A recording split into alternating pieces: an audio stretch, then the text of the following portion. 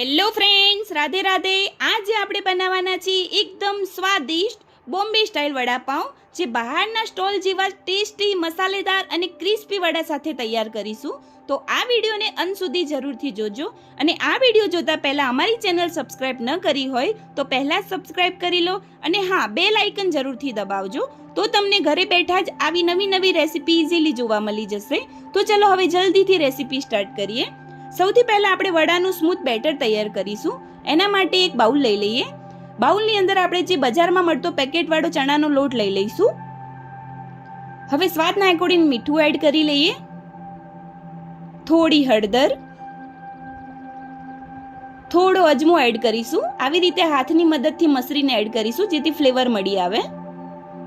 હવે થોડું ખાવાનો સોડા, એક ચપટી જ લેવાનો છે. હવે થોડું પાણી એડ કરતા જઈશું અને એક સ્મૂથ બેટર તૈયાર કરીશું. પાણી આપણે જરૂરિયાત મુજબ જ યુઝ કરીશું. હવે આવી રીતે સરસ રીતે બેટરને ફેટતા રહીએ, જેથી ચણાના લોટમાં જે ગાંઠિયા છે પ્રોપર દૂર થઈ જશે અને એક સ્મૂથ બેટર તૈયાર થઈ જાય. આવી રીતે એક સ્મૂથ બેટર તૈયાર કરી લીધું છે. મારું જે બેટર છે થોડું પતલું થઈ ગયું, તો તમે આનાથી થોડું જાડું રાખી શકો છો બેટરને. હવે આ બેટરને આપણે થોડી વાર માટે મૂકી દઈએ. ત્યાં સુધી આપણે વડાનો મસાલો તૈયાર કરીશું. એના માટે એક કઢાઈ લઈ લઈએ. કઢાઈમાં થોડું તેલ એડ કરી લઈશું. તેલ ગરમ થઈ જાય પછી થોડી રાઈ, થોડું જીરું અને થોડી હિંગ. હવે થોડા મીઠા લીમડાના પત્તા એડ કરીએ અને એક ચમચી આદુ મરચા લસણની પેસ્ટ એડ કરીશું.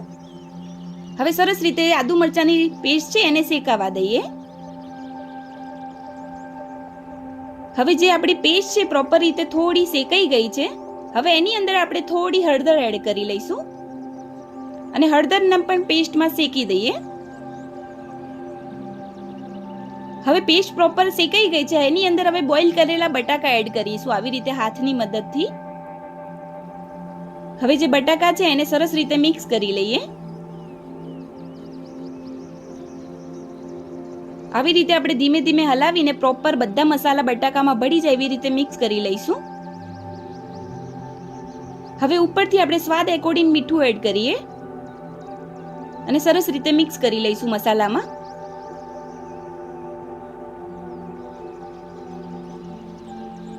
હવે જે આપણો બટાકાનો મસાલો છે વડાનો એ પ્રોપર તૈયાર થઈ ગયો છે. હવે ઉપરથી કોથમીર એડ કરી લઈએ અને કોથમીરને પણ થોડી વાર માટે હલાવી લઈશું, બધા મસાલામાં મિક્સ થઈ જાય એવી રીતે. હવે જે આપણા વડાનો મસાલો છે પ્રોપર રીતે તૈયાર થઈ ગયો છે. હવે ગેસ ઉપરથી એને ઉતારી લઈએ અને એક પ્લેટ લઈ લઈએ. જે મસાલો છે એને પ્લેટમાં કાઢી લઈશું અને મસાલાને આપણે થોડી વાર માટે પ્રોપર ઠંડો થાય એવી રીતે મૂકી દઈએ. હવે ત્યાં સુધી આપણે એક કઢાઈમાં તેલ લઈ લઈશું. હવે એની અંદર આપણે 7 થી 8 કળી જેવું લસણ લઈએ. લસણને ફ્રાય કરી લઈશું. આવી રીતે આપણે લસણ છે એને ફ્રાય કરી લીધું છે. હવે આપણે જે બેટર તૈયાર કર્યું હતું એ બેટર લઈ લઈએ અને આવી રીતે તેલમાં મમરી પાડી લઈશું, જે લાલ સૂકી ચટણી બનાવવા માટે ઉપયોગ થશે. આવી રીતે ગોલ્ડન બ્રાઉન થાય ત્યાં સુધી આપણે એને શેકાવા દઈએ મમરીને. હવે જે આપણી મમરી છે પ્રોપર ગોલ્ડન બ્રાઉન થઈ ગઈ છે અને ક્રિસ્પી પણ થઈ ગઈ છે. હવે આપણે એને એક પ્લેટમાં કાઢી લઈએ અને મમરીને પણ ઠંડી થવા દઈએ. હવે આપણે એક મિક્સર જાર લઈ લઈએ લાલ સૂકી ચટણી બનાવવા માટે. હવે જે મમરી છે આપણી ઠંડી થઈ ગઈ છે એને એડ કરીએ. હવે ફ્રાય કરેલું લસણ છે એને એડ કરી લઈશું. 2 ચમચી લાલ મરચું સૂકું પાવડર એડ કરીએ, સ્વાદના એકોર્ડિંગ મીઠું. હવે આ બધી જ વસ્તુને મિક્સર દ્વારા ગ્રાઇન્ડ કરી લઈએ અને એક સૂકી ચટણી બનાવી દઈએ. આવી રીતે પ્રોપર મેં બધી જ વસ્તુ ગ્રાઇન્ડ કરી લીધી છે અને એક સૂકી લસણની ચટણી તૈયાર કરી લીધી છે આવી રીતે. હવે જે આપણે વડાનો મસાલો હતો એ લઈ લઈશું. એ ઠંડો પ્રોપર રીતે ઠંડો થઈ ગયો છે. હવે એને સરસ રીતે મિક્સ કરી લઈએ.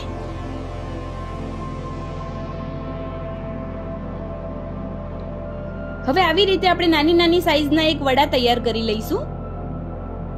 આવી રીતે બધા જે વડા છે તૈયાર કરી લેવાના છે. હવે જે આપણે તેલનો ઉપયોગ કર્યો તો તળવા માટે એ જ તેલ લઈ લઈશું. તેલ ગરમ થઈ જાય પછી આપણે જે બેટર તૈયાર કર્યું છે બેટરની અંદર વડું એડ કરી લઈએ અને એમાં થોડું લપેટીને આપણે તેલમાં ગરમ તેલમાં આપણે એને તળી લઈશું. અને તળતી વખતે આપણે ગેસનો ફ્લેમ છે ફાસ્ટ જ રાખવાનો છે. હવે આપણે એને ચેક કરીએ તો પ્રોપર જે આપણું વડું છે એ પ્રોપર રીતે શેકાઈ ગયું છે અને ઉપરનું જે પડ છે એ પણ ક્રિસ્પી થઈ ગયું છે. હવે આપણે વડાને કાઢી લઈએ. હવે આપણે લીલા મરચા ફ્રાય કરી લઈશું જે વડાપાઉં સાથે ખાવામાં ખૂબ જ ટેસ્ટી લાગે છે. હવે આને એક પ્લેટમાં કાઢી લઈએ. હવે મેં 2 પાઉં લીધા છે વડાપાઉંના. હવે પાઉંને આપણે ચપ્પાની મદદથી વચ્ચેથી કટ કરી લઈશું. આવી રીતે આપણે ચપ્પાની મદદથી કટ કરી લેવાનું છે પાઉંને. આવી રીતે આપણે બંને પાઉંને કટ કરી લીધા છે.